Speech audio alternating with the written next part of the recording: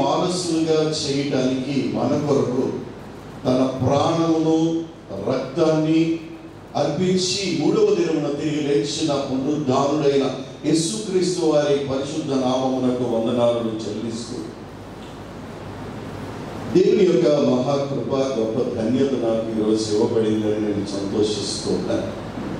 ఎందుకనంటే మీ మాస్టర్ గారు మా స్నేహితులు అనిల్ కిరణ్ గారు నన్ను ఇక్కడికి ఈ రోజు వాక్యం అందించాలన్నప్పుడు నేను చాలా సంతోషంగా అంగీకరించాను. ఎందుకంటే ఈ సంఘంలో ఉన్న వారితో చాలా మందికి ఒక ప్రత్యేకమైన అనుబంధము, రక్త సంబంధములు. అదే సమయంలో మీరు కొన్ని సందర్భాల్లో ఏదైతే సెకండ్ సాటర్డే రోజున ఆ సమయంలో మీతో కలిసి నడిచే భాగ్యం, మీతో కూడా నేను కొన్నిసార్లు కలిసి పనిచేశాను. నా దగ్గరికి మీరు వచ్చినప్పుడు లేదా నా పక్క ప్యారిష్కి వచ్చినప్పుడు ఒక విధంగా నా సొంత ఊరులాగా నేను భావిస్తూ చాలా సంతోషపడుతూ ఉంటాను. నాకు చాలా రక్త సంబంధికులు స్నేహితులు ఉంటారు. వారి మధ్య నిలబడటం చాలా సంతోషం. దేవుని వందనాలు తెలియజేస్తూ మనం చదువుకున్న దైవ లేఖన భాగంలో అపోస్తలుల కార్యాల గ్రంథం 7వ అధ్యాయం 54 నుండి 60 వచనాల వరకు, యోహాను సువార్త 19వ అధ్యాయం మొదటి 7 వచనాలు మనం చదువుగా విన్నాము. నేటి ధ్యానాంశము నిరపరాధి. నేటి ధ్యానాంశము నిరపరాధి అనగా అపరాధము లేనివాడు, కపటము లేనివాడు, దోషము లేనివాడు, ఏ తప్పును ఎరుగనివాడు, పాపము లేనివాడు అని అర్థం. మరలా జ్ఞాపకం చేస్తాం. నిరపరాధి అనగా అపరాధము లేనివాడు, తప్పు లేనివాడు, దోషము లేనివాడు, కపటము లేనివాడు, పాపము లేనివాడు అని అర్థం ఇవ్వబడుతుంది. అయితే ఇక్కడ సమస్యలో ఏంటంటే మనం కొన్ని సందర్భాల్లో వ్యక్తుని బట్టి, సందర్భాన్ని బట్టి, స్థాయిని బట్టి మనము నిరపరాధులుగా తీర్చే విధానం మారిపోతుంది. మన స్నేహితుడు అనుకోండి, వాడు ఎంత తప్పు చేసినా అరే తప్పు లేదు, మావాడు కరెక్ట్, మావాడు అసలు ఇప్పటిదాకా తప్పు చేయలేదు చెప్పు, మన ఐదు కాడికి మనం చూసినట్లుగా. అలాగే స్థాయి వ్యక్తి అనుకోండి, ఆ స్థాయి వ్యక్తిని బట్టి మన తీర్పు మారిపోతుంది. వాడు అపరాధం చేసినా నిరపరాధం చెప్పే పరిస్థితులు. ఈ భారతదేశంలో నేను ఈ మాటలు చెప్తున్నది మీరేం బాధపడదు. ఏ గొప్ప రాజకీయ నాయకుడికైనా జైలు శిక్ష పడినట్లుగా ఏమన్నా దానికి ఎక్కడో చోట ఏదో ఒక విషయంలో కాంప్రమైజ్ నిరపరాధి అని తీర్పిస్తారు. నేను ఎవరిని తప్పు పట్టట్లేదు, జరిగిన దానిని ఉటంకిస్తూ ఉంటాను. అయితే దైవ లేఖన భాగంలో నిరపరాధి ఎవరికి వచ్చి చెప్పబడుతుంది? ఆయన ఎందుకు నిరపరాధి అయ్యాడు? నిరపరాధి యేసు ప్రభు అని ఎవరెవరు చెప్పారు? కొన్ని విషయాలను చూసి ఆ నిరపరాధిని వెంబడి మనం ఎందుకు వెళ్ళాలి అనే ఆలోచన తీసుకోవడానికి ఇష్టపడతాం. మనం చదువుకున్న దైవ లేఖన భాగం యోహాను సువార్త 19వ అధ్యాయం 4వ వచనాన్ని మనం ఆలోచన చేయగలిగితే, పిలాతు మరలా లోపలికి వచ్చి, ఇదిగో ఆయన యందు ఏ దోషము నాకు కనబడలేదని మీకు తెలియనట్లు ఈయనను మీ యొద్దకు వెలుపలికి తీసుకుని వద్దునని వారితో అనేడు. పిలాతు యేసు ప్రభువారు సిలువ వేయబడటానికి ముందు జరిగిన సంఘటనలు ఇదొకటి. వాస్తవానికి ఇప్పుడు మనం 5G కాలంలో నడుస్తున్నాం. మీ మొబైల్స్ అన్ని 5G కదా మెజారిటీ. కానీ ఈ క్రీస్తు సిలువ కాలంలో 3G ప్రోగ్రామ్ ఉంది. 3G programme. First G is Gethsemane తోట. గెత్సెమనే తోట. ఆ గెత్సెమనే తోటలో జరిగిన సంఘటనలు ఒక్కొక్కటి ధ్యానం చేసుకుంటూ వచ్చి ఈ 2వ C దగ్గరికి వచ్చాం. 2వ C ఏమని చెప్పగలుగుతాం? న్యాయస్థానం పేరేంటిది? న్యాయస్థానం పేరు గబ్బాతా. గబ్బాతా కదా అక్కడ ఉన్న స్థలం. First G Gethsemane, second Gabbatha, third one Golgotha. 3C program. ఈ 3C అనే పదం నువ్వు వెళ్ళగానే ఆ గెత్సెమనేలో ఏం జరిగింది, గబ్బాతాలో ఏం జరిగింది, గొల్గొతాలో ఏం జరిగింది, నీకు ఒక కామన్ ఐడియా వస్తుంది. దాంట్లో ఇప్పుడు రెండవ సీలో జరిగిన గబ్బాతాలో జరుగుతున్న ఆ న్యాయపీఠం ఎదుట జరుగుతున్న విషయాన్ని జ్ఞాపకం చేసుకుంటే, యేసు ప్రభు వారిని పట్టుకొని కొరడాలతో కొట్టి హింసించి అక్కడికి ఆయన తీసుకుని వచ్చారు. తీసుకొచ్చిన తర్వాత ఒకటి ఆలోచన చేద్దాం. న్యాయ వ్యవస్థలో ఒక్క రాత్రే 4 న్యాయస్థానాలు తిప్పిన కేసు చరిత్ర ఎక్కడైనా ఉందా? కానీ యేసు ప్రభు వారిని హింసించాలా, చంపేయాలా? ఆయన మరణం అయితేనే కానీ మన జీవితము, మన విధానము, మన యొక్క మతము, యోధ సాంప్రదాయము ముందుకు వెళ్ళదని ఆలోచన చేసి ఒక్క రాత్రి ఇక్కడి నుంచి అక్కడికి, అక్కడి నుంచి అక్కడికి 4 న్యాయస్థానాలు చెప్పి అన్యాయం తీర్పులు తీరుస్తున్న నేపథ్యంలో జరిగిన సంఘటనే ఈ పిలాతు ఉదంతము. ఈ పిలాతు యేసు ప్రభువు దగ్గరికి చూసి వారితో మాట్లాడి ఆయనను అన్యాయంగా అప్పగించారు, ఆయనకి ఏ దోషం లేదని గుర్తించిన వాడై వారిని అందరిని తీసుకొచ్చి మరలా ఒకసారి అంటున్నాడు. పిలాతు మరలా వెనుకకు వచ్చి, ఇదిగో ఈయన యందు ఏ దోషము నాకు కనబడలేదు, ఈయన యందు ఏ దోషము నాకు కనబడలేదు, ఈయన నిరపరాధి అనే మాటలు చెప్తూ ఉన్నాడు. పిలాతు సామాన్యమైన వాడా? రోమా గవర్నర్, ఒక ఉన్నతమైన స్థానంలో ఉన్నవాడు, ఒక న్యాయాధిపతిగా ఉండినవాడు. ఆయన నిరపరాధి అని చెప్తున్నాడు. ఏదైనా నేపథ్యంలో మనం ఆలోచన చేస్తున్న పిలాతు ఒక్కసారి కాదు, చూడండి 18వ అధ్యాయము 38వ వచనంలో కూడా చెప్తున్నాడు, ఆయన యందు ఏ దోషము నాకు కనబడలేదు, ఆయన ఏ దోషము నాకు కనబడలేదు. మొదటిసారేమో 18వ అధ్యాయం 38వ వచనంలో ఆయన ఏ దోషము కనబడలేదు.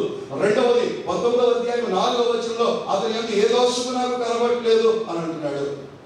6వ వచనంలో మూడోసారి ఏమని చెప్తున్నాడంటే, ప్రధాన యాజకుల్లో బండ్రోతులలో ఆయన చూచి సిలువేయమని కేకలు వేయగా, పిలాతు ఆయన యందు ఏ దోషము నాకు కనబడలేదు కనుక మీరే ఆయన తీసుకుని పోయి సిలువకి 3 సార్లు చెప్పాడండి ఒక ఉన్నతమైన వ్యక్తి. సమస్య ఏంటండి ఈ లోకంలో? నిజం చెప్పులు వేసుకునే లోపల అబద్ధం ప్రపంచం చుట్టూ తిరిగి వచ్చేస్తుంది. నిజం చెప్పులు వేసుకునే లోపల ప్రపంచం అబద్ధం ప్రపంచం చుట్టూ తిరిగి వచ్చేస్తుంది. ఒక నిరపరాధి అని తీర్పు చెప్పే సందర్భంలో 1కి 3 సార్లు ఆయన చెప్తూ ఉన్నారు. ఆ తీర్పు తీర్చడానికి న్యాయాధిపతి స్థానంలో ఉన్నవాడు అతని యందు ఏ దోషము కనబడలేదని 1కి 3 మార్లు చెప్పినాడు. ఆయన సిలువేయమని కేకలు వేస్తూ ఉన్నారు. ప్రియ సంగమా, నిరపరాధి అయిన వారిని సిలువకు అప్పగించడానికి లేదా నిరపరాధి అయిన నీ తోటి స్నేహితుడిని వేదనకు గురి చేయడానికి నీ నోరెత్తుతున్నావేమో జ్ఞాపకం చేసుకో. చాలా సార్లు అబద్ధ సాక్ష్యములు పలుకుతూ ఉంటాం. నిరపరాధి అయిన వారి మీద రాయి వేయడానికి, మాట వేయడానికి, వారిని శిక్ష భరించడానికి, శిక్షకు పాత్రులుగా చేయడానికి నీ నోరెత్తుతున్నావేమో జాగ్రత్త. మీరందరూ గమనించండి. అయ్యా అతడు నిరపరాధి అంటున్నాడు. అయితే నేను ఈ గడుపు చేతులు కడుక్కుంటే పిల్లలు ఏమని చెప్పాడు? ఇతను బట్టి నేను నిర్దోషని చేతులు కడుక్కుంటున్నాడు. వెంటనే వీళ్ళు దారిపోయే పాపాన్ని రాసుకుని బ్యాచర్ ఉన్నవాడు అవుతున్నాడు. ఆ పాపము మా మీదను ఎందుకు అడిగాడు? అక్కడ పిల్లలు తిన్నాడు, అడిగాడు, నిన్ను నీతో మాట్లాడా? కానీ మనంతా ఇంటర్వ్యూ బ్యాచ్ ప్రతిదీ పాగేసుకోవాలి. వాళ్ళు నీకు రెచ్చగొడతారు, వెళ్ళావు, ఓకే, సిలువేయి అని అడిగారు. శాస్త్రుల చేత, ప్రధాన యాజకుల చేత, పెద్దల చేత, పరిచయం చేత వారు ప్రేరేపించబడ్డారు, ఆ మత్తులో ఉన్నారు. అంతవరకు ఓకే, సిలువేయి. రెండోది ఎవరు అడిగారండి? ఆ పాపము మా మీదను 70 సంవత్సరాలు జరగల, 40 సంవత్సరాలు జరగల, క్రీస్తు శకం 72వ సంవత్సరంలో ఏ రోజు శిలేమ సమూలనాశనం చేయబడింది. తనను కూడా గడవలా. నిరపరాధిని అపరాధి చేయడానికి నోరెత్తవా? ఏ సమస్య మనకు ఒకసారి ఆలోచన చేసుకో. నిరపరాధిని అపరాధి చేయడానికి నీ నోరెత్తుతున్నావు, నీ గొంతు ఎత్తుతున్నావు, నీ చెయ్యెత్తుతున్నావు, కేకలో అందరికి వేసే గుంపులో నువ్వు చేరిపోతున్నావు. జాగ్రత్త సుమా, దేవుడు నీతో మాట్లాడుతున్నాడు. ముమ్మారు ఆయన నిరపరాధి అని ఆయన పిలాతు చెప్తూ ఉంటే మీరు వినట్లేదు. ఆయన సిలువేను. కాబట్టి మీరే చూసుకోండి. మొదటి వ్యక్తి. రెండవ వ్యక్తి ఎవరయ్యా అంటే లూకాసు వార్త 23వ అధ్యాయం 13 నుండి 15 వచనాల వరకు చూస్తే 15వ వచనంలో ఆయనను పిలాతు హేరోదు దగ్గరికి పంపారు. వాస్తవానికి పిలాతు హేరోదు ఇద్దరు మాట్లాడుకోరు. అప్పటికే వాళ్ళిద్దరి మధ్యన గొడవ ఉన్నాయి. శత్రువు మనకి మరలా చెప్పండి, శత్రువే. 19 ఎలక్షన్లో ఏం జరిగింది, ఇప్పుడు 24 ఎలక్షన్లో ఏం జరుగుతుంది, ఏదో చేసుకోండి, మీరు ఊహించుకోండి అంతే. నాకేం సంబంధం లేదు. శత్రువు ఇప్పుడు ఏమైపోయింది, ఒక రోజు వాళ్ళిద్దరు మాట్లాడుకోరు, పిలాతు హేరోదు మాట్లాడుకోరు. ఇప్పుడు ఏం చేస్తారు, ఇద్దరు కలిసి ఆయన శిక్షించడానికి కోరుకుని ఉంటారు. 15వ వచనంలో లూకాసు వార్త 23వ అధ్యాయం 15వ వచనంలో అంటాడు, హేరోదు నాకు నువ్వు కనపడలేదు, అతని యందు హేరోదు మళ్ళా మా యొద్దకు తిరిగి పంపాడు. హేరోదునకును అతని యందు ఏ దోషము కనపడలేదు. హేరోదు సామాన్యమైన వ్యక్తి, ఆయనకి కూడా ఆయన యందు ఏ దోషము కనపడలేదు. మూడవ వ్యక్తి మనందరికీ తెలిసిన వారు పిలాతు భార్య. అయ్యా, ఈ పొద్దు అతను గురించి నేను ఒక కల కన్నాను, ఆ నీతిమంతుని జోలికి నీవు పోవద్దు, ఆ నీతిమంతుని జోలికి నువ్వు పోవద్దు. ఎంతమంది వ్యక్తులు చూసావు ఇప్పుడు? మొదటిగా పిలాతు, రెండవది హేరోదు, మూడవది పిలాతు యొక్క భార్య, నాలుగవది యేసుక్రీస్తు వారిని అప్పగించిన. మత్తయి సువార్త 27వ అధ్యాయం 4వ వచనంలో ఆ మాట చూస్తున్నాం. యేసుక్రీస్తు వారిని అప్పగించిన యోదయ మాట్లాడతాడు, నేను నిరపరాధి రక్తమును అప్పగించి పాపము చేసి తిని. నేను నిరపరాధి రక్తమును అప్పగించి పాపం చేసే. చేతులు గేలాక మనంతా కూడా ఏం చేస్తున్నామో, ఎలా మాట్లాడుతున్నామో, ఏ పరిస్థితి చేస్తున్నామో ఒళ్ళు తెలియని తరమైపోయింది. నిజం అంటే ఒకవేళ నా భాష మీకు కఠినంగా అనిపిస్తే గుచ్చుకుంటే సరి చేసుకోండి. నన్ను ఎంతోమంది దైవజనులు సరి చేస్తే ఇది ఇంకే సరయ్యాడు. మానవుడు ఎప్పుడూ సరి చేసుకుంటూనే ఉండాలి. నేను పర్ఫెక్ట్ మ్యాన్ అనిపించుకున్నాడు, పర్ఫెక్ట్ ఉమెన్ అనిపించుకున్నాడు ఎవరు లేరు ఈ లోపల. ప్రభు అక్కడే పర్ఫెక్ట్. 70 సంవత్సరాలు, సుమారుగా 60 సంవత్సరాలు అద్భుతంగా నటన సాగించిన తర్వాత డాక్టర్ నాగేశ్వరరావు గారిని ఒక ఇంటర్వ్యూ చేస్తూ ఒక ఇంటర్వ్యూ అడిగారు, అయ్యా మీరు అన్ని సాధించారనుకుంటున్నారా? లేదు, నేను ఇంకా నేర్చుకుంటున్నాను అన్నాడు. అప్పటికి ఆయన చేయగలిగినంత చేశారు. అలాగే మనం కొంచెం చదివితే, కొంచెం స్థాయి వస్తే నాకు అన్నీ తెలుసు, మనం మన తల్లిదండ్రులు నాకు అన్నీ తెలుసు, నీకేమీ తెలియదు. ఆ జనరేషన్ వేరు, ఈ జనరేషన్ వేరు. టెక్నాలజీ మారిందంటే సిస్టమ్ అయితే ఒక్కటే. తండ్రికి తెలియకుండా నీకేమి తెలిసిందేమని ఏం లేదు. నువ్వు గుర్తించాల్సింది ఏంటంటే ప్రతి వారు నిరపరాధి అని చెప్తున్నారు, కానీ నిరపరాధి ఏం చేయాలా? సిలువ వేయాలి. నిరపరాధి ఏం చేయాలా? సిలువ వేయాలి. సిలువ వేయమని కేకలు వేస్తూ ఉంటారు. ఈ నిరపరాధి ఎటువంటి వాడయ్యా అని అంటే చూద్దాం. పేతురు మొదటి పత్రిక 1వ అధ్యాయం, పేతురు మొదటి పత్రిక 1వ అధ్యాయం 19వ వచనంలో, అమూల్యమైన రక్తము చేత అనగా నిర్దోషమును నిష్కళంకమగు గొర్రె పిల్ల వంటి రక్తము చేత విమోచింపబడిననే మీరు ఎరుగుదురు కదా. ఈయన ఎవరయ్యా అంటే అమూల్యమైన రక్తం మనకు కల్పించిన వాడు, నిర్దోషము నిష్కళంకమైన గొర్రె పిల్ల రక్తము అంటే యేసుక్రీస్తు ప్రభువారిని ఈ లోకమునకు బాప్తిస్మం ఇచ్చి యోహాను ఈ రీతిగా పరిచయం చేస్తున్నాడు. ఇదిగో లోక పాపములు మోసుకొని పోవు దేవుని గొర్రె పిల్ల. ఒక నేపథ్యాన్ని జ్ఞాపకం చేసుకుందా. ఆదికాండం 22వ అధ్యాయంలో దేవుడు ఆ సంగతులు జరిగిన తర్వాత అబ్రహాముని పరిశోధించసాగాడు. ఏ సంగతులు అంటే ఆయన పిలిచిన కాడి నుండి కొన్ని సంవత్సరాల సంఘటనలు జరిగిన తర్వాత దేవుడు అబ్రహామును పరిశోధించి ఆయన బిడ్డలిచ్చిన తర్వాత యవనస్తుడై ఉండగా, ఇస్సాకు యవనస్తుడై ఉండగా, అయ్యా నీకున్న ఒకగానొక కుమారుని మోరియా దేశ పర్వతములో ఒక దాని మీద నీ కుమారుడు నాకు దహన బలిగా అర్పించు అన్నాడు. మనమైతే చాలే ప్రభు బలిపెట్టుడుగా 75 ఏళ్ళు పిలిచావు, 100 ఏళ్ళు ఇచ్చావు, ఇప్పుడు పెరిగాడు, మంచి స్థితిలో ఉన్నాడు, రేపు మాకు నా చేతికి అందొచ్చేస్తాడు, ఇప్పుడు బలమంటావేంటి? వెంటనే మనం పరిస్థితులు మొక్కలు మారిపోతాయి. దేవుడి వైపు చూడం. దేవుడు రాత్రి వేళ మాట్లాడాడు, ఉదయం లేచాడు, కట్టెలు చీల్చాడు, అన్ని సిద్ధం చేసుకున్నాడు, కుమారుడు తీసుకున్నాడు, పరివారం తీసుకున్నాడు, గాడిదలు కట్టెలు పెట్టాడు, ప్రయాణం సాగించాడు. దేవుడికి బలి ముఖ్యమా, ప్రయాణం ముఖ్యమా? దేవుడికి బలి ముఖ్యమా, ప్రయాణం ముఖ్యమా? బలి ముఖ్యం. బలి ముఖ్యమైతే ఇంటి రకాల బలిపేట కంటే అక్కడ వేసేమనేవాడు. బలిపేట ముఖ్యం కాదు, బలి ముఖ్యం కాదు, ఆయనకి స్థలం ముఖ్యం. స్థలం ముఖ్యం. ఎందుకు స్థలం ముఖ్యమో తెలుసా? నేను ఒకవేళ బలి ముఖ్యమైతే ఇక్కడే ఇచ్చేవాడు. స్థలాన్ని తీసుకొని పరిశుద్ధపరిచాడు. ఆ స్థలాన్ని పరిశుద్ధపరి తీసుకెళ్తున్నాడు, వెక్కాడు. కొంచెం దూరం తర్వాత దేవుడు చూపించిన ప్రదేశం, ఆ ప్రదేశం కనపడింది. పరివారం అక్కడ పెట్టి కట్టెలేమో కొడుకు మీద పెట్టి కత్తి పట్టుకుని కాగడ పట్టుకుని ప్రయాణం చేస్తున్నాడు. ముందుకు సాగుతున్నప్పుడు తండ్రి అని పిలిచాడు. తండ్రి అని పిలిచాడు.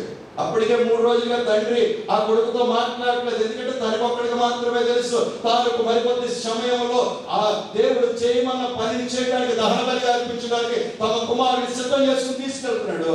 ఇప్పుడు తండ్రి అని పిలిచినప్పుడు ఆ తండ్రి యొక్క హృదయ వేదన, యేసుక్రీస్తు ప్రభువారు అమ్మా నీ హృదయం నుండి ఒక ఖడ్గము దూసుకుపోవాలని సిమియోను చెప్పిన మాట ఎలా ఉంటుందో, ఇక్కడ తండ్రి అని పిలిచినప్పుడు ఆ తండ్రి హృదయాన్ని శూలంగా వచ్చుకుంటే కత్తిలాగా దూసుకుపోయింది. ఏం నా కుమారుడా, అయ్యా కట్లు ఉన్నాయి, నిప్పు ఉంది, అయితే గొర్రె పిల్లేది దేవుడే చూసుకుంటాడు నాయన. అప్పుడు కొంచెం అర్థమై ఉంటుందా? ఇస్సాకు అర్థమై ఉంటుందా? అర్థమై ఉంటుంది. అయినా కూడా చూస్తుంది, ఇంకా తండ్రి ఏమన్నా ముందే ఏర్పాటు చేసాడేమో. బలిపేట కట్టాడు. బలిపేట కట్టిన తర్వాత ఇక కాళ్ళు చేతులు ఇతను కట్టాలి. ఒకవేళ ఇతనికి ఇష్టం లేకపోతే, ఒకవేళ ఇస్సాకు వయసు 25 సంవత్సరాలు అనుకుందాం, అబ్రహాం వయసు 110.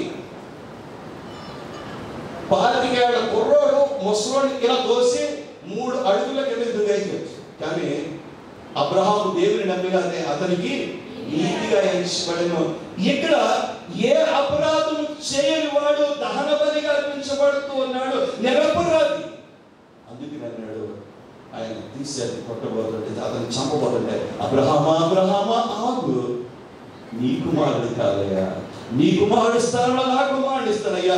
అదిగో అక్కడ పొట్టెలు ఉంది, ఇదిగో లోక పాపమును మోసుకెళ్ళిపోవు దేవుని గొర్రె పిల్ల, నిరపరాధి, నిర్దోషము, అమూల్యమైన నిష్కళంకమైన రక్తం అది, నిష్కళంకమైన రక్తం అది.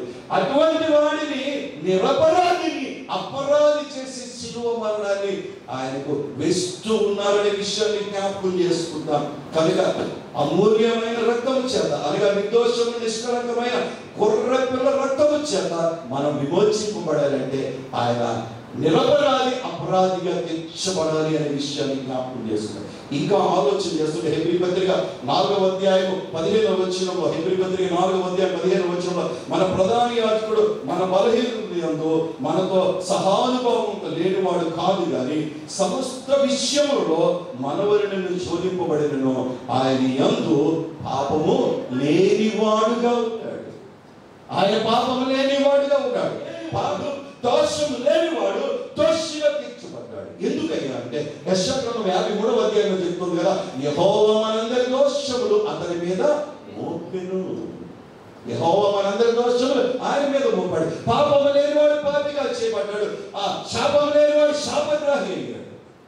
మనం కీర్తన పుస్తకాల్లో 87వ కీర్తన ఉండేది. కీర్తన పుస్తకాల్లో 87వ కీర్తన, 87వ కీర్తనలో మనం ఆలోచన చేస్తుంటే,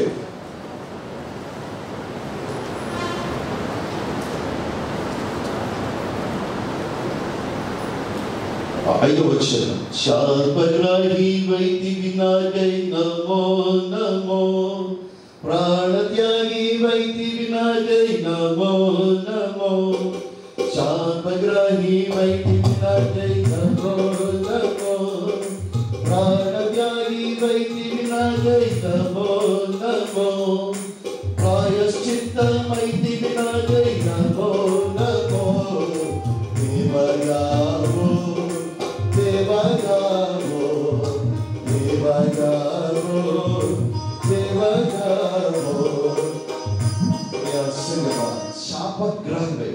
ఆయన పాపం లేనివాడు మన కొరకు పాపం లేడు, ఆయన శాపం లేనివాడు శాపగ్రహి అయ్యాడు. యెహోవా మనందరి దోషములు అతని మీద సమస్త విషయములను మన వలన శోధింపబడినప్పటికీ ఆయన పాపము లేనివాడుగా ఉన్నాడు. అటువంటి వాడిని పట్టుకుని వీళ్ళందరూ ఏం చేస్తున్నారు? అపరాధి అపరాధి అపరాధి. ఎంతో భయంకరమైన పరిస్థితి. ఉన్నతమైన వ్యక్తులు నిరపరాధి అని చెప్తున్నప్పటికీ అతనిని అపరాధంలో చెప్తున్నారు. అలాగే హెబ్రీ పత్రిక 7వ అధ్యాయం 26వ వచనంలో చూస్తుంటే ఆయన గుణ లక్షణాలు ఎటువంటి అంటే పవిత్రుడును నిర్దోషియు నిష్కల్మషుడును పాపులలో చేరక ప్రత్యేకంగా ఉండినవాడు. పాపులలో చేరక ప్రత్యేకంగా ఉన్న నిర్దోషి నిష్కల్మషం పాపుల్లో చేరనివాడు. మనందరికీ ఒక మాటలు తీసుకుంటారు. మనందరూ కొన్నిసార్లు ఏమంటారు, సార్ లోకంలో ఉన్నాం కదా, కొన్ని పరిస్థితుల్లో ఏం చేయాలి? చూసి చూడనట్టుగా పోవాలి. లోకంలో ఉన్న బురద మనం ఏం చేయాలి? తప్పలేదు. లోకంలో బురద ఏం చేయాలి? అంటించుకోవాలి. కలువ పువ్వు ఎక్కడ దొరుకుతుంది? బురదలో దొరుకుతుంది. కలువ పువ్వుకి ఎప్పుడైనా మట్టి అంటుకుంటూ చూసారా? మట్టి అంటు కూడా చూసారా? మరి నువ్వెందుకు మట్టి అంటించుకుంటున్నావు? లోకంలో మంది శరీరాశ నేత్రాశ జీవకుడము అని చెప్పబడుతుంది. మీరు లోకంలో వేరై ఉన్నారని చెప్తుంది. Church means ecclesia is called out. ప్రత్యేకించబడిన వారు, పిలువబడిన వారు.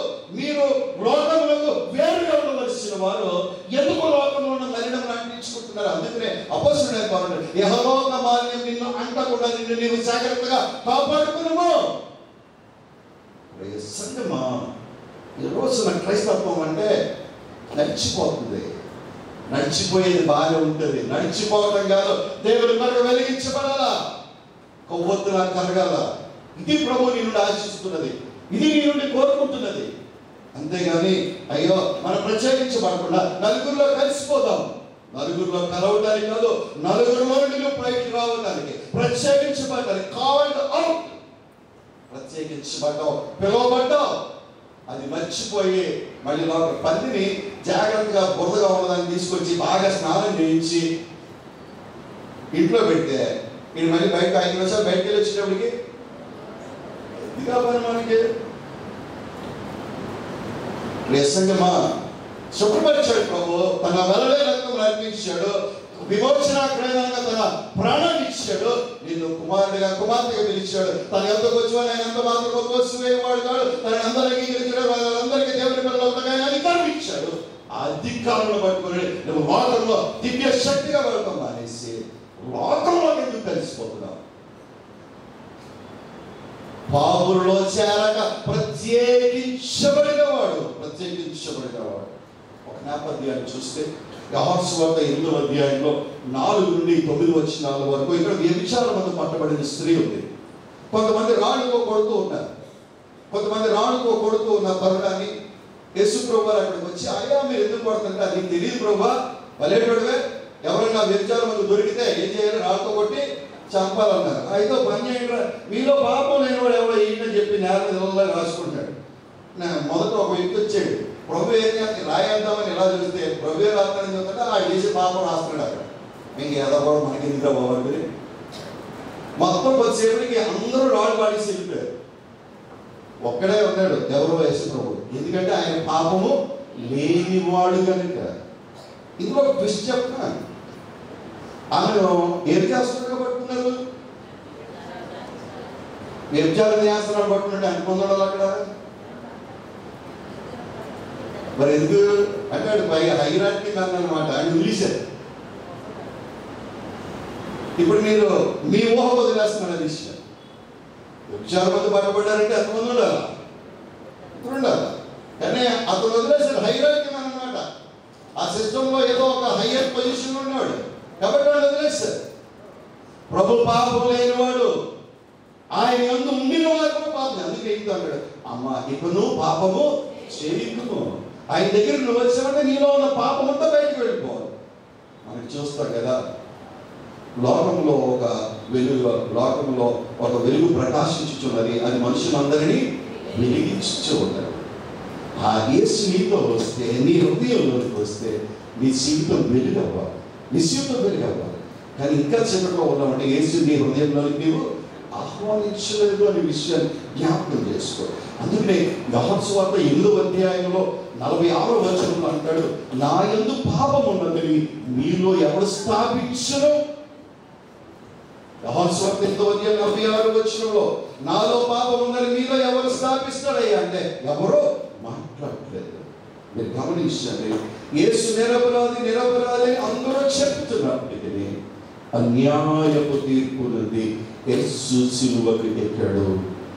ప్రధాన యాజకులు, శాస్త్రులు, పరిచయులు, అక్కడున్న పెద్దలు కుతంత్రములు చేసి అనేకుల చెడులను ప్రేరేపించారు. నిన్నటి దిన మనమందరం కలిసి మట్లాదు వారపు కార్యక్రమాన్ని చేస్తే కొన్ని వందల మందితో దావీదు కుమారునికి చేయమని 4 రోజులు ఉన్నదండి.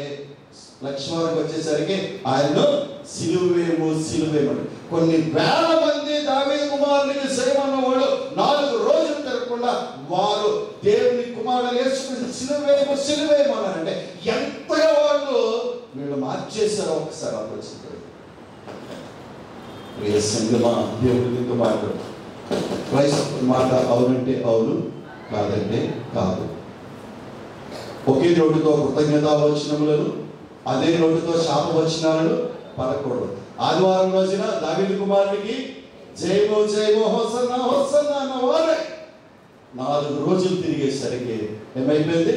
ఆయనను సిలువేమో నిరపరాధిని అపరాధిగా తీర్చడానికి కేకలు వేసి గెలిపించుకున్నారు. ఈ రోజున నిరపరాధులకు ఉన్న పరిస్థితుల్లో వాస్తవాన్ని గమనించాడు. యేసు ప్రభువు అనేక సందర్భాల్లో చెప్పిన మాట, మనిషి కుమారుడు మనుషుల నశించిన దాన్ని బతికి రక్షించడానికి వచ్చాడు. అనేకులు విమోచన క్రయధనముగా తన ప్రాణాన్ని పెట్టడానికి ఆయన వచ్చాడు. యేసు ప్రభువు అనేక సమయంలో ప్రాణం పెడతానని అని చెప్తుంటే ఈ ప్రాణం తీయటానికి వారు చూస్తున్నారు. అందుకనే యోధన గురించి ఒక కఠినమైన మాట మాట్లాడతారు. వారికి చాలాసార్లు అవకాశం ఇచ్చాడు. నాతో పాటు ఈ పాత్రలో చేయించువాడే, మాతో పాటు భోజనం చేసేవాడే, మీలో ఒకడు నన్ను అప్పగించును అంటే అక్కడ ఉన్న శిష్యులు అందరూ నేనా ప్రభువా అంటే ఇంకొక ఆయన చివరిగా ఉన్నాడు, ఏమి 2 ఎల్లుల్లిపాయలు, అప్పటికే 30 వెండి నాణ్యాలు తీసుకొచ్చి ఇక్కడ గొడ్లు పెట్టుకున్నాడు. ఏమి 2 ఎల్లుల్లిపాయలు, నేనా ప్రభువా నీవన్నట్లే, నేనా ప్రభు అంటే నీవన్నట్లే. అయిపోయిందా? దొరకడానికి చాలా ప్రభు అతను మార్చడానికి అవకాశం ఇచ్చాడు. కానీ చివరికి ఒక మాట అంటాడు, ఆ మనుషుడు పొట్టకుండా అతనికి మన తల్లే నా కడుపులు చెడగొట్టావురా అందనుకోండి, మనం బ్రతికిలో ఉంటే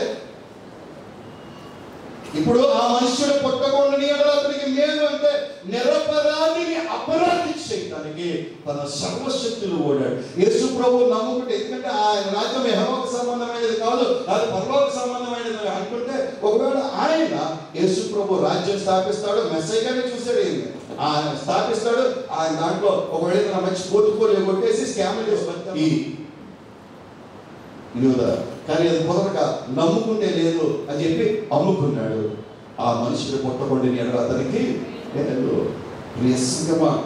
నిరపరాధిని అపరాధిగా చేయడానికి ఒకవేళ మనం ఆలోచన చేస్తున్నాం, వాళ్ళంతా చేసిన గొర్రె బొచ్చు కత్తిరించి వాడిగా ఎంత మౌనంగా ఉంటుందో అంత మౌనంగా ఆ శ్రమనంతటినీ భరిస్తూ, తండ్రి వీరేమి చేయించున్నారో వీరెలుగలు కనుక క్షమించమని చెప్తున్నాడు. వారిని నిరపరాధులుగా, ఈయన నిరపరాధి అపరాధం భావంతో శిలువ యాగాన్ని జరిగిస్తూ అపరాధులుగా ఉండి ఆయన పాపం చేసి వాడిని క్షమించమని ప్రార్థన చేస్తున్నాడు. అదే రీతిగా అపొస్తలుల కార్యగ్రంథం 7వ అధ్యాయం 54 నుండి 60 వచనాల వరకు స్టెఫెను అనే బిడ్డను ఆది సంఘములో మొట్టమొదటి హతసాక్షిగా ఆయన చేస్తున్నప్పుడు రాళ్ళు కొడుతూ చెప్తున్నప్పుడు క్రీస్తు వలె ఈయన కూడా ప్రభువు పైకి చూసి, తండ్రి నన్ను చంపుచున్న నేరము వీరి మీద మోపకము, అయ్యా నేను అపరాధులుగా తీర్చగయ్యా, నిరపరాధులుగా తీర్చు, ఎందుకంటే వీరు జనుల చేత ప్రేరేపించబడి ఈ కార్యాన్ని చేస్తూ ఉన్నారు.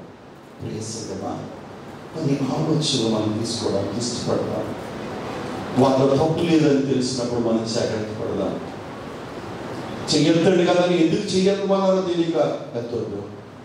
అలాగనే సాక్ష్యం ఇవ్వన్నారు కదా అని అపరాధం ఎవరో నిరపరాధం ఎవరో తెలుసుకోకుండా సాక్ష్యం ఇవ్వద్దు.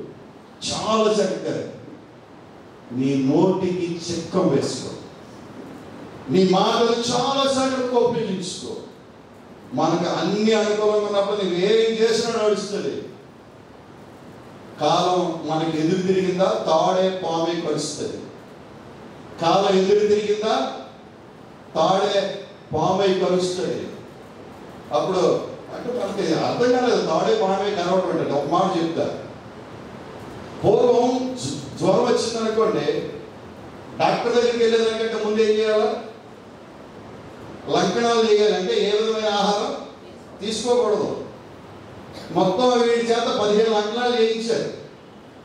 కొద్దిగా జ్వరం తగ్గింది. పూర్వం రాత్రిలో 10 గంటలకి మోటార్ కరెంట్ వచ్చేది, అప్పుడు పొలానికి వెళ్ళి నీళ్లు పెట్టేవారు. ఇప్పుడు వీడు పొలానికి నీళ్లు పెట్టడానికి వెళ్ళాలి, అప్పటికే 15 రోజులుగా ఏ విధమైన ఆహారం తిన్నందున వీడు లుంగి కట్టుకుని మొత్తడు కట్టుకుని వెళ్తున్నా కొద్దిసేపటికి ఆ మొత్తడు అలా లూజ్ అయిపోయి కాళ్ళకి మధ్యలో అడ్డుపడిపోయి పాము చుట్టేసింది అనుకున్నాడు, చంపేసింది అనుకోండి, అలా సెట్ అయి కూడా చచ్చిపోయాడు అంతే. తాడే ఇప్పుడు పామై కరిచిందంటే అది ప్రతిదానికి ఒక సామెత కథ ఉంటుంది. చాలా జాగ్రత్తగా ఆలోచన చేసుకో. యేసు తను చంపుచున్న వారిని కూడా క్షమించాడు. స్టెఫెను తనను చంపుచున్న వారి నేరము వారి మీద మోపకయ్యా, వారిని క్షమించు ప్రభువా అని బ్రతిమలాడుచు ఉన్నాడు. యేసు వలె మనము శ్రమలు భరించినను నీవు ఇతరులను క్షమించే తత్వం కావాలి. అందుకని యేసు ప్రభువు చెప్పిన ఒక టీచింగ్స్ బోధలో ఒకటి, ఎవడైనా నిన్ను ఒక చెంప మీద కొడితే వారికి మరో చెంప చూపించు. మన జాతిపిత మహాత్మా గాంధీ ఆ సిద్ధాంతాన్ని అనుసరించే ఒక అద్భుతమైన స్వాతంత్రాన్ని మనకి సాధించి పెట్టారు. ప్రియ సంగమా, నీవు జ్ఞాపకం చేసుకోవాల్సిందే, యేసు వారి శ్రమలను అనుభవించిన ఆయనను నీవు నిరపరాధులుగా ఉండాలి అని కోరుకుంటాడు. శ్రమైన వేదన, హింసైన వేదన నీవు ఆయన కోరుకుంటూ ఉండాలి. ఫిలిప్పీలకు రాసిన పత్రిక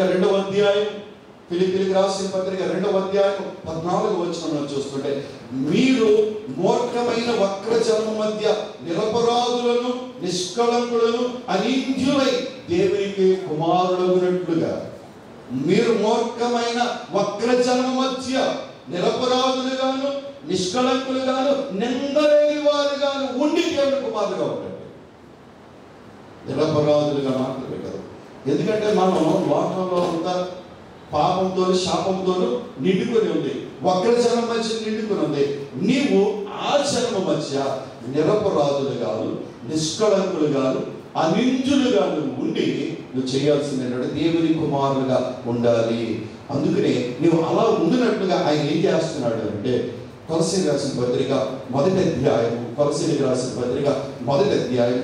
22వ వచనంలో తన సన్నిధిని పరిశుద్ధులుగాను నిర్దోషులుగాను నిరపరాధులుగాను నిలువబెట్టుటకు, తన సన్నిధిని పరిశుద్ధులుగాను నిర్దోషులుగాను నిరపరాధులుగా నిలవబెట్టడానికి ఆయన సిలువ యాగాన్ని జరిగించాడు.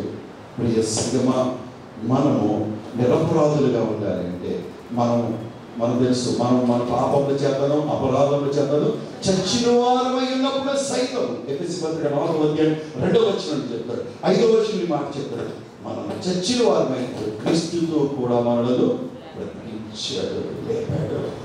ఆయన నిరపరాధులు మనం తీర్చడానికి తన ప్రాణాన్ని, తన రక్తాన్ని, పాపము లేని వాడు పాపిగా చేయబడ్డాడు, శాపగ్రహి అయ్యాడు, నిన్ను విడుదల చేయడానికి చూస్తాడు. కనుక నువ్వేం చేయాలంటే, ఒకవేళ నువ్వు నీతిమంతుడువా, యోబు గ్రంథం 17వ అధ్యాయం 9వ వచనం, అయితే నీతిమంతుల మార్గము విడువక ప్రవర్తించుదురు, నిరపరాధులు అంతకంతకు బలమునందుదురు. నిరపరాధులు అంతకంతకు బలముందుతారు. యేసుక్రీస్తు ప్రభు వారు సిలువ వేయబడుతున్నారు, శ్రమ పెట్టబడుతున్నారు, వేదన పెట్టబడుతున్నారు. తన రక్తాన్ని అనిపిస్తే చివరి రక్తపోటును కూడా కాల్చి ఆయన పక్కలో పడిస్తే నీరు వస్తుంది. ఆ తర్వాత ఆయన పొందుకున్న బలం చూస్తే ఆ సంఘము దినదినము వృద్ధి చెందుతాడు. ప్రియ సంఘమా, చివరికి ఒక మాట మీద చెప్తూ ఉన్నాను, నిరపరాధిని అపరాధిగా తీర్చారు. వారు ఏమన్నా చేయగలిగారా? క్రైస్తవ సంఘాన్ని ఆపగలిగారా? అంతకంతకు వృద్ధి చెందింది. ఈ రోజున కొంతమంది భయపడేది, సార్ క్రైస్తవుల పాడులు జరిగిన ఇబ్బందులు ఉన్నాయి. ఇంతకంటే ఎక్కువ ఆది సంఘంలో జరిగి అపోస్తలుల కార్యములను చదవాలి. శ్రమలు హింసలు ఎదుర్కొనే కొద్ది సంఘము నానాటికి బలాభివృద్ధి. దేవునికి మహిమ కలిగినట్లుగా చెప్పకూడదు. దేవుని మహిమ పడుతుందా? సంఘము శ్రమలు పడుతుందా, వేదన పడుతుందా, ఇరుకు పడుతుందా, ఇబ్బంది పడుతుందా, అంతకంతగా హింసలు పొందుతుందా? అంతకంతగా వృద్ధి చెందుతుంది. మరింత వృద్ధి చెందాలంటే ఒకవేళ నీవు అన్యాయం తీర్పు తెచ్చిపడ్డావా, నువ్వు భయపడాల్సిన పడదు. ప్రభుకి అప్పగించు, ప్రభు చేతికి అప్పగించు. నీ చేతిలో రొట్టెను నేను నన్ను విలువ వేస్తున్నాను. ప్రభువానికి అన్యాయం. అందుకని దావీదు తనను బలాక్రమశాలుడైనప్పటికీ, దేవా నా పక్షంగా నీవు వ్యాజ్యము తీర్చమంటున్నాడు. దేవా నా శత్రులు నన్ను చెప్పచూస్తున్నారు, ఒకసారి వాళ్ళ గురించి పట్టించుకోవా అని కీర్తనలు రాస్తూ ఉంటాడు. మనం మన శత్రువుల గురించి చెప్పాల్సిన అవసరం లేదు. వారిని మాట దేవా నీకు అప్పగిస్తున్నాను, నీ చేతిలో. ఎందుకంటే లోకం ఎప్పుడు మంచివాడిని చెప్పండి, లోకం ఎప్పుడు మంచివాడిని మంచి అనదు. యేసు ప్రభువానే మంచి అన్నదండి, నిన్ను నన్ను ఎందుకంటదండి లోకం. కాబట్టి నువ్వు అదేం ఆలోచించాలి. నిరపరాధి యేసు ప్రభు అని అందరికీ తెలిసినప్పటికీ వారు ప్రేరేపించబడి కేకలు వేసి యేసుని సిలువ వేశారు. అపరాధి భావము లేనప్పటికీ నిరపరాధిని సిలువ వేశాడు. ఒక్క రాత్రి వేళ 4 న్యాయస్థానాలు తిప్పి అన్యాయపు తీర్పులు తీర్చి నిరపరాధికి సిలువ మరణాన్ని అప్పగించారు. అలాగే అపోస్తలుడైన పౌలు చెప్తున్నాడు, ఒకవేళ రోమా సైనికులు ఒక రోజున ఆయన సిలువ వేశారు, మనం మన పాపముల చేత అనేక సార్లు ఆయనను సిలువకు అప్పగిస్తున్నామేమో మనం పరిశీలన చేసుకుందాం. మనము పాపం లేని వారమై అనింద్యులుగా ఉండినట్టు లోకంలో నుండి పిలువబడిన వారుగా, లోకం నుండి ప్రత్యేకించబడిన వారుగా ఉండి నిరపరాధి అయిన యేసు వలె శ్రమైన ఇబ్బంది అయినా భరిస్తూ దేవుని చిత్తములో నడిచి దేవుని రాజ్యాన్ని వారసులు పొందడానికి దేవుడు తన కృపను అనుగ్రహించి తన ఆశీర్వాదం నిండుగా మీకు మీ కుటుంబ సభ్యులకు తోడుగా వచ్చి దీవించును గాక. ఆమేన్. ప్రార్థన చేస్తున్నాం. దేవుడు తన కుమారుని నిలవబెట్టుకుని మాట్లాడిన విధానాన్ని బట్టి